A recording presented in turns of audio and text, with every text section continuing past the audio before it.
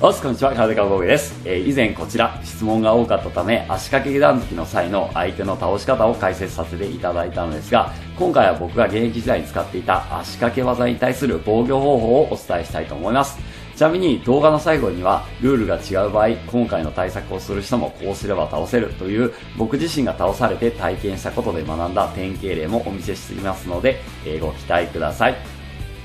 現在のルールでは一部の派閥を除いてはあまり多用されなくなった足掛け技ではありますが、こかされて技ありや一本にはならなかったとしても印象点のマイナスもありますし、実は軸足を蹴られてこかされると腰椎骨折や骨盤骨折といった大きなリスクもあり、相手にこかされて立ち上がるという動作自体にも精神的スタミナ的なダメージがある技なので、今回は現役時代に僕自身がこかされたことがきっかけで学び、こうすることで駆られずに済むようになったという技術をお届けしたいと思います。日頃このチャンネルでは極真空手世界大会を3連覇できた高傑の誰でもすぐに再現可能な技術解説など、見れば 100% 強くなる動画を毎週金曜18時に投稿していますので、もし動画を最後まで見ていただいた時にこれは使えるなとか見てよかったなと思ったら、ぜひチャンネル登録をお願いします。またチャンネル登録がお済みの方は登録後に動画のこの右下に出てくるベルマークを押して全てを選択して、毎週の投稿や年に数回だけ行っている YouTube ライブの配信などもぜひ見逃さないようにご覧ください。ちなみに今回ご紹介する技術は打撃系格闘技でつかみや投げがないというルールが前提の場合の技術ですので、そのあたりだけご了承ください。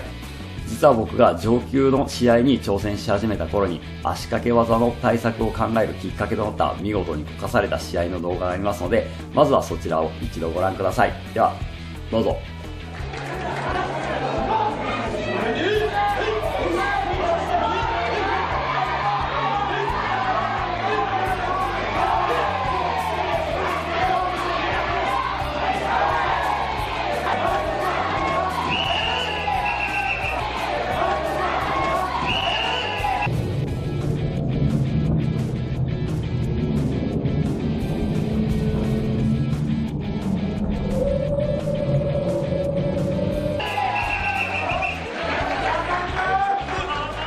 いかがですか？倒された時に反撃もできない体勢で見事にこかされたので、この時は開始戦に戻りながら内心でうわー今のは完全にやられたって思った記憶が今でもあるぐらい悔しくて、この試合の後に駆られないようにどうすればいいのか道場で足を持ってもらったりしながら練習をしました。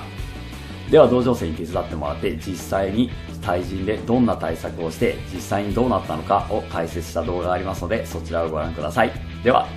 どうぞ。では早速解説していきたいと思います。実は今回の対策、技術でやることはめちゃくちゃ簡単で、何それだけという単純なものではあるのですが、その対策がなぜ有効になるのかを分かりやすくするために、なぜ僕が駆られたのかをまず解説していきたいと思います。ちょっと一回実演したいと思います。先ほど、僕が駆られた原理としては、相手が、前蹴りを蹴ってきたのをお願いします。下段払いしてこの足を、引き込むときに少し上に上げます。こういうことで、相手の重心を上に引き上げながら、自分がこれを引き込むことで深く入り込みます。こうすることで相手の軸足に対してこちら側から刈り取ることができるので、重心を上に上げながら刈ればこれ相手を倒すことができます。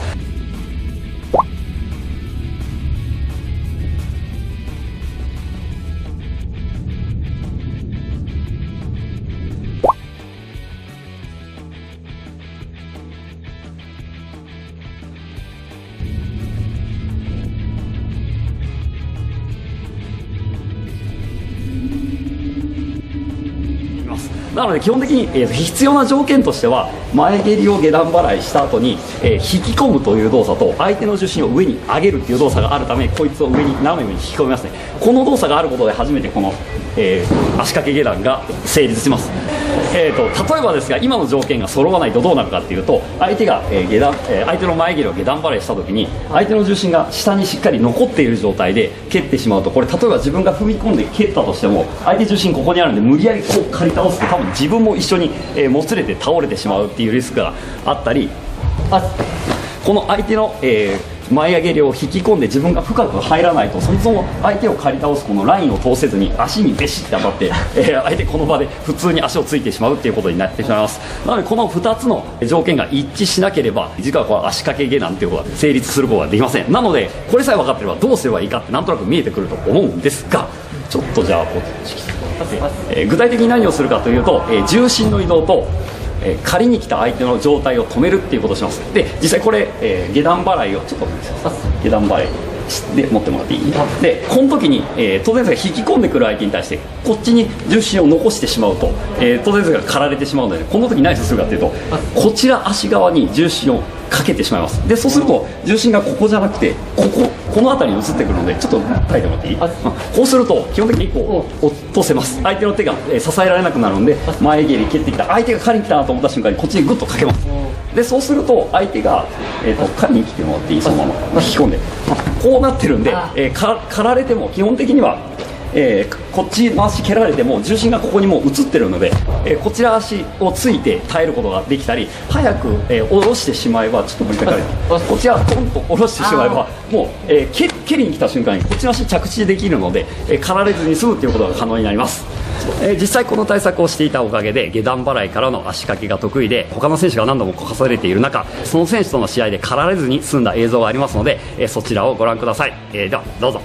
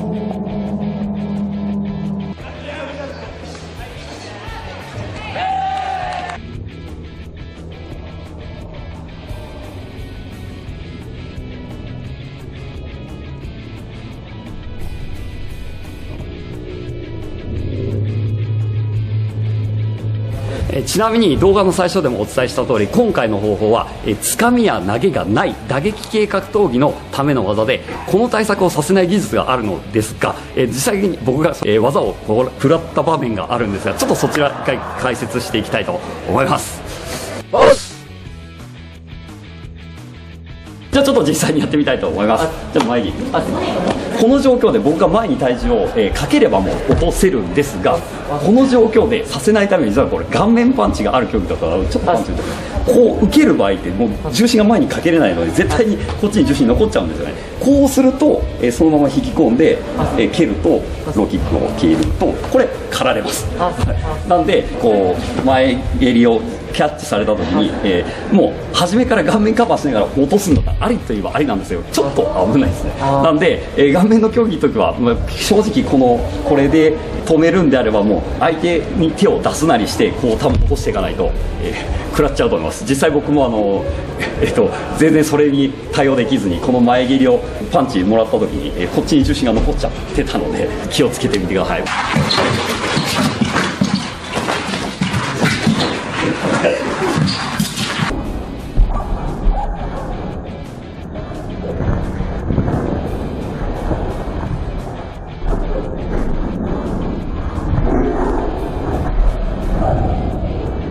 また、他の方法として前蹴りをキャッチした後に、これ実はこう前に重心残して相手の体をポンって止めれば、もう成立なんですが、総合とかだとちょっといい形で前に蹴ってもらっていい？この状態で、ここを肩とかを止めようとするよりも下に帰ってきちゃうと、もう下ろして抑えようとしてもそのまま足持たれちゃうので、これ実は刈られてしまいます。